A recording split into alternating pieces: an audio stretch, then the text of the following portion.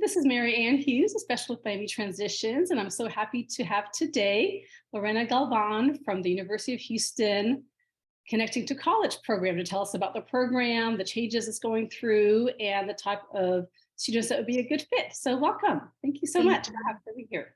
Thank you so much. Yeah, so can you tell us a little bit about the program and who it's intended for and how people can apply? Absolutely, yes. So Connecting to College offers support to students who have autism or related needs or diagnoses in navigating their college experience. And so we offer support in areas such as time management, independent living, social skills, self-advocacy, etc. And so we do this by assessing what a student wants to work on. And then we target that skill with the use of tools from the field of behavior analysis. And so our goal is to help students become happy, successful versions of themselves. And then happy and successful are entirely defined by our students. Okay, great. So the type of student that would apply and be eligible for this program, they'd first have to apply to University of Houston, Clear Lake, and meet the full qualifications, and then apply to this program? Yes, so we do require that our students apply just as any other student would. And once they have been accepted into the University of Houston Clear Lake, they are more than welcome to sign up for our services. Okay, great. And so for someone who's kind of thinking about this program as an option and thinking about U of H Clear Lake, what's the likelihood that they'll be accepted to this program and meet the requirements, thinking that that's the reason they're applying to U of H Clear Lake is to be part of the program? So what do you see in that respect? Absolutely. So let me give you some requirements first, and then I'll jump into that as well. So we do require that our students sign up through the Texas Workforce Commission first before receiving our services. And we ask that because since we do not charge our students for our services, this is the way that we will be getting funding. And that'll allow us to support our students further. So you mentioned that there's no fee to do it as long as they're signed up with Texas Workforce. What if for some reason they're not already signed up for Texas Workforce, or that's not going to work for them? Is there a private pay, or are there other ways to get through the program? Yeah, at this time, we are not accepting private pay. And so we want to ensure that our students are signing up for the Texas Workforce Commission because they do offer added support. And so that added support includes financial assistance for college, diagnostic evaluations, job placement services. And so if a student is not already signed up for the Texas Workforce Commission, we will help them sign up for the Texas Workforce Commission. Okay, perfect. And so once they're in the program, are they in it for the entirety of their college career, the tenure, or is it just for the first year? How does that work? This is a great question. So our students come to us on their own accord from their own motivation, and they stay as long as they have skills that they want to work on or goals that we can help them achieve. Okay, great. And so I noticed that there's several levels of the program. How do you determine which level that student will be placed at? And is it their choice or your choice? And does that change over time? Absolutely. So it's collaborative in the sense of the first two, well, let's go through the first level. The first level is just minor support. And so this student we would be meeting with maybe once a week for 10 minutes as check-ins, making sure they're submitting assignments, seeing what it is that they would like us to check in with them about. And so that would be a level 1 student. And then a level 2 student is a student who may identify that they want to work on maybe a social skill and have those check-ins. And so that student we may be meeting once or twice a week for an hour each meeting. And so that would be considered a level 2 student. It depends on how much time we're spending with the student on a weekly basis. Our last level is a level 3, and this would be a student who's referred to us by the university that may need some more behavioral support in the classroom. Okay, great. And so most people sign up upon entry. Do they find out about the program ahead of time, or are they recommended for the program once they're at the university and seeing that they need some help? This is a great question. So once they're admitted to the university, if they are planning to receive accessibility support, so any students who may have had a previous IEP or who need accommodations in classes, they will know about our services as that service is connected with us or in collaboration with us. Okay. And how much support would you say this is compared to, say, high school with the support person there and their case manager?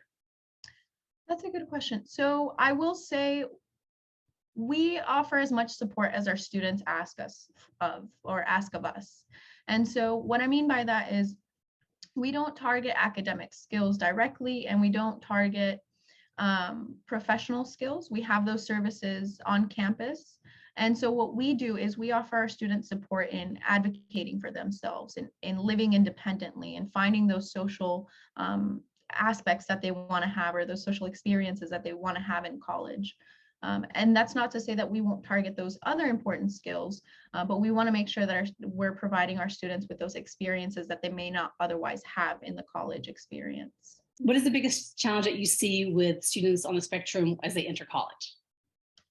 That's a good question. So some of the biggest challenges that we see is time management.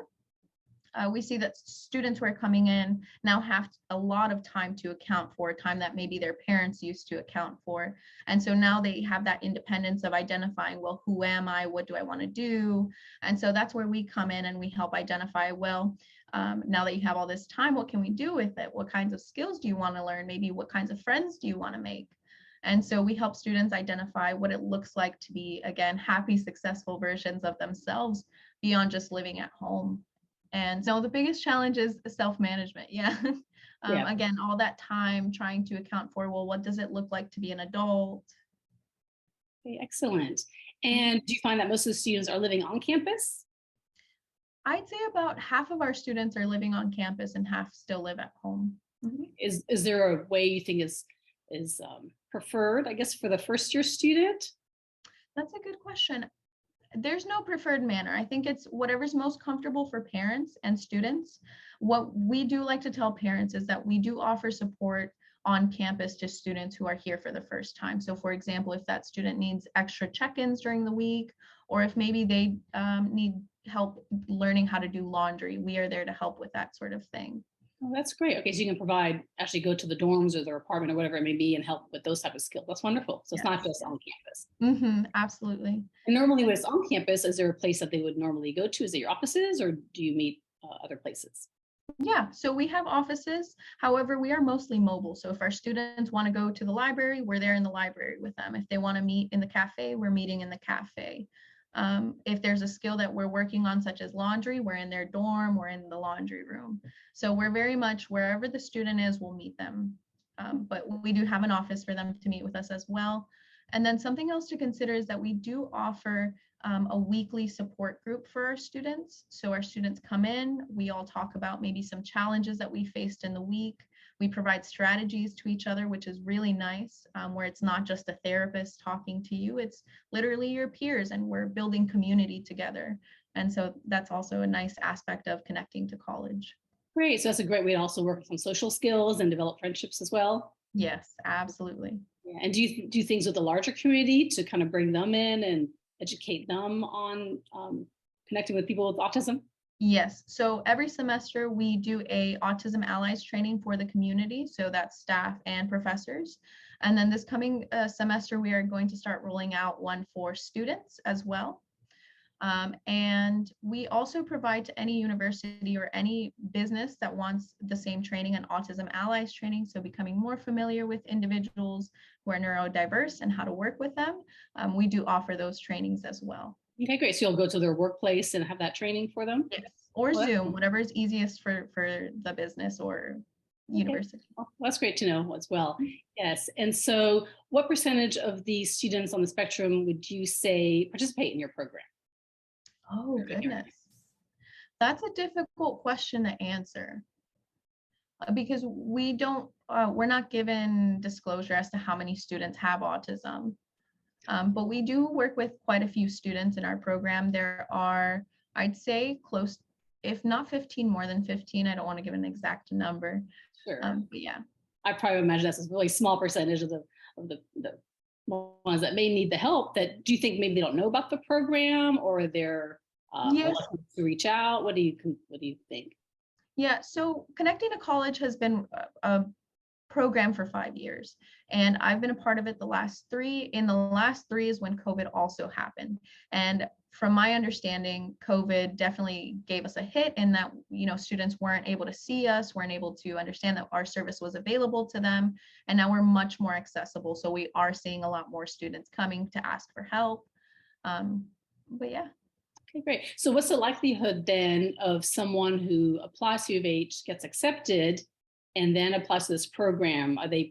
What's based on the numbers, can you accommodate quite a few? Or so if someone is looking to that program as part of their college experience as they're applying, how likely is it that they'll be accepted and be able to participate in this program? At this time, it looks like we are able to accommodate the incoming students that would be coming in with the next class. We do have students that are graduating as well. And the other deadlines to apply for each semester? Not at all. When a student is ready, so that first semester that they apply, we ask that they apply on their own so that we know that they're motivated. And then every subsequent semester, we would check in with them and ask, hey, are you still interested? And so there's no other intake process aside from the initial one. So once you're in initially, then it's up to you whether to continue. Do you find that most continue on? Until they've gained all the skills that they need, absolutely, yes. Some still continue on for maybe those weekly check-ins as well, and that's okay too. We want to make sure that we're meeting our students where they are. Right. If they haven't applied initially when they were freshmen, they can still apply later. Absolutely, yeah. Well, that's great to know. I did mention that we don't target those professional skills or vocational skills. However, we are starting a new program in the next year. We just received funding where we will be working with the community, so individuals who have autism in the community, as well as connecting to college and helping them get those employment skills and employment opportunities in our community. All right, can you give an example of what that might look like? Oh, that's a good question. So it would be similar to connecting to college using behavior analysis, but working on vocational skills, and then us working with community partners to get jobs for our students or our individuals who are in that program in the community. And so you'd help them when they're getting ready to look for a job, or also once their job, kind of be like a job coach or support them while they're employed? Both, it sounds like, yeah. Okay, that's wonderful. For the Connection College at U of H, Clear Lake, do you have to be a student at U of H Clear Lake to participate, or do you work with other students at other universities?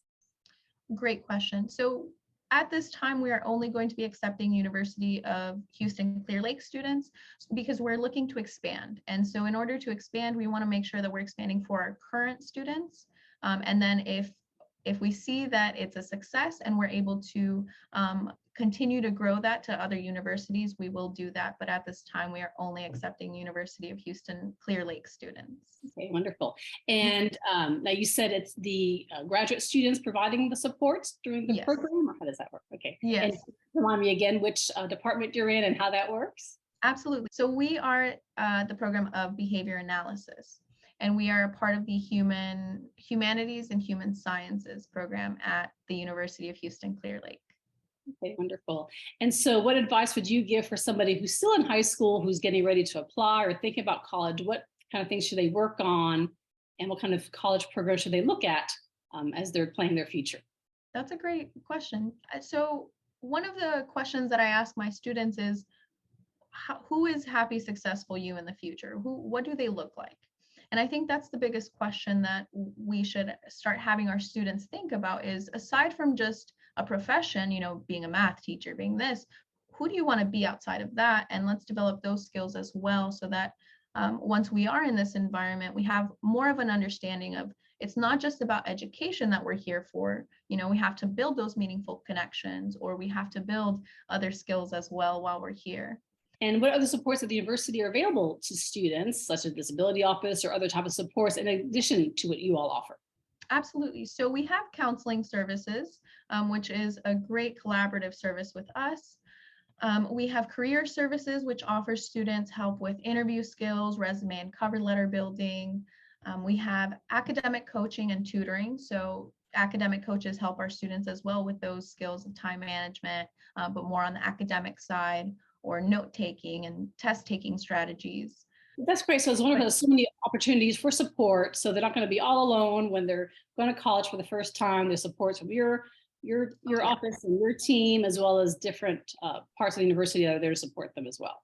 Oh, yes. And something to consider as well. So I mentioned that there's so many, but that first initial intake that we have with students, that's our goal, is ensuring that they understand what support is offered to them at the university, making sure that they are accessing those supports if they're necessary, and then offering support that is additional to that for our students. Great. And do you recommend that students coming in take a full course load, or what do you see as works well for incoming students for the first time? Great question. From personal experience, I will talk only from personal, not professional. What I have seen of students is that a lighter load is best when first starting out. And I say that because this is a very overwhelming setting. Again, we're moving from your day is planned for you from start to finish to now you're doing this all on your own. Go figure it out. And so having one course or two courses or even half time allows a student to navigate seeing, okay, this is my schedule. This is when I can balance working or doing studying. Yeah, wonderful. And so can you give us the email address and how they would find more information about the program? Absolutely. So the best way to get in contact with us is through our website. So it's going to be uhcl.edu/connecting to college. And on that website, there is an interest form, and that interest form will allow us to know what you would like to learn more about or how we can be of service to you. And then our email is connectingtocollege@uhcl.edu. Great. So I appreciate your time. Is there anything else you want to add? That's it. I appreciate you again so much for having us.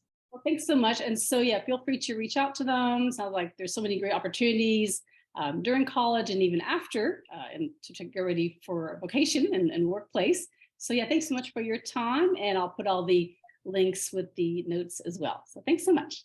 Thank you.